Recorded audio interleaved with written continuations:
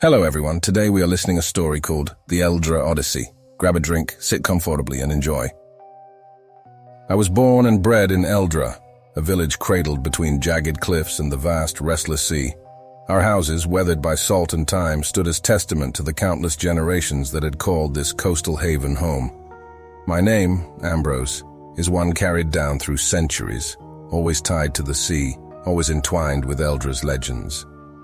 The heart and soul of my life was the silent whisper, a vessel not built but birthed through the stories and craftsmanship of my forefathers. Every board, every sail was imbued with the spirit of the sea. As a boy, I'd lie on her deck, feeling her gentle sway and listening to the tales the winds whispered into her sails. Eldra had many stories, but the sea had more. In the village square, beneath the shade of an ancient oak, elders would gather children around, their voices painting vivid pictures of the legendary Kraken. This was no mere tale to frighten misbehaving youngsters. No, their eyes, clouded with age but sharp with memory, spoke of personal encounters, of close shaves with tentacles that reached out like the arms of the abyss, and of haunting melodies that no man could resist.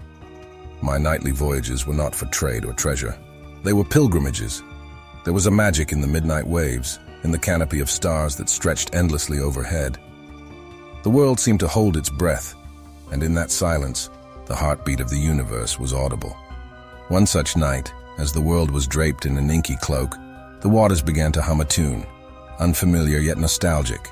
This melody was older than Eldra, older than the oldest tales. It spoke of epochs gone by, of civilizations risen and fallen, of love celebrated and lost. Before I knew it, the silent whisper was being drawn into this melodic vortex, and I, its willing captive. The sea, previously a calm mirror of the cosmos, now roiled and frothed. Colossal tentacles, luminescent in the night, reached out not with aggression but with an age-old longing. As they wrapped around my vessel, the world seemed to warp and twist, and the boundary between legend and reality blurred. There, rising from the depths, was the Kraken. Its size was beyond comprehension, dwarfing everything I'd ever known.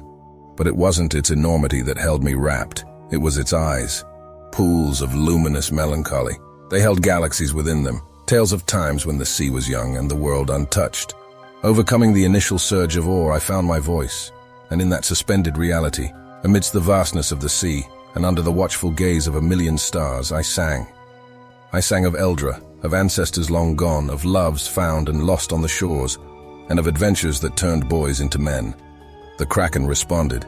Its song was a requiem of the deep, a chronicle of its timeless existence. And in that ethereal exchange, an understanding was forged. This guardian of the depths, this ancient sentinel, was not a monster but a keeper of stories, ever hungry for new tales to add to its trove.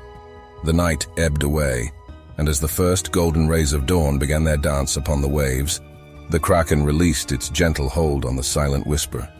We shared a final, lingering gaze, two souls connected across the vast chasm of time and species, before it descended once more into the fathomless deep. Eldra greeted me with its familiar skyline, but I was forever changed.